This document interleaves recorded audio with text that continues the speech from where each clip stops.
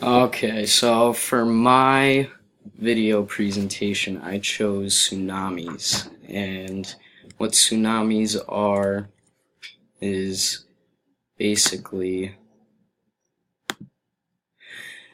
they're giant waves caused by earthquakes or volcanic eruptions under the sea. Out in the depths of the ocean, tsunami waves do not dramatically increase in height. As the waves travel inland, they build up to higher and higher heights as the depth of the ocean decreases.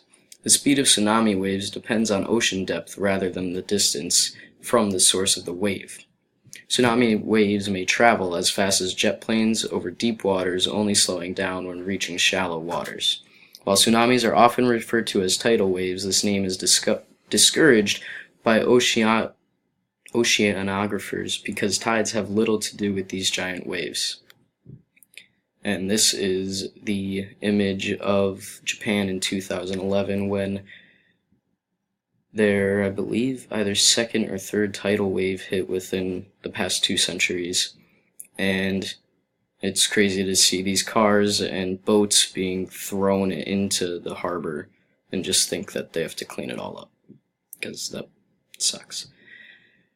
The economical effects of this is very outrageous. Almost $319 million were spent on the cleanup for the Japanese tsunami that occurred a couple of years ago. And it also causes insurance companies to be just absolutely swamped with claims from people losing homes, cars, anything that they lost in that huge disaster. And it hurts a lot of the local areas as well, like parks and buildings and stores and schools. Any buildings are either eroded or is extremely weakened by the salt water and things that are in there. And I never thought about that when they hit those ports, it could extremely affect a whole trade route that no one ever knew about.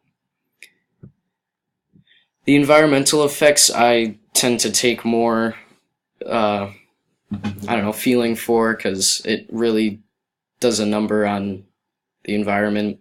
It brings hundreds and hundreds of pounds of garbage ashore, and animals and fish and a whole bunch of different kinds of organisms. It throws off ecosystems. The salt water will erode soft metals found on the streets and homes and things like I said before. The water causes trees and bushes and everything to be washed up and moved anywhere and everywhere around the area. And it throws off the ecosystem, it destroys biomes, and it's not too nice to those things. And I think one of the solutions I could think about is maybe a wall or some kind of barrier that could be raised or placed up when they see the incoming wave, because when you think about it, there's nothing you can really do unless you enforce or reinforce all the buildings and go through all that.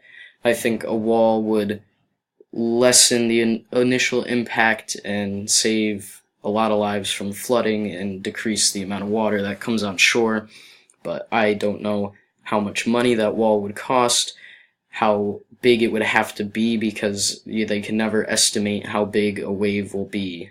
They can only judge by how big the earthquake is and then hope it's not too bad. But I think this would be the most ideal way to go, because it could retract and go underground, so it wouldn't be a huge eyesore all the time, and it could be placed up quick enough where it could do some kind of stopping power for them, because without that, the area is flooded for weeks. It takes weeks and weeks, months to rebuild the local economy and bring everything to the way it was.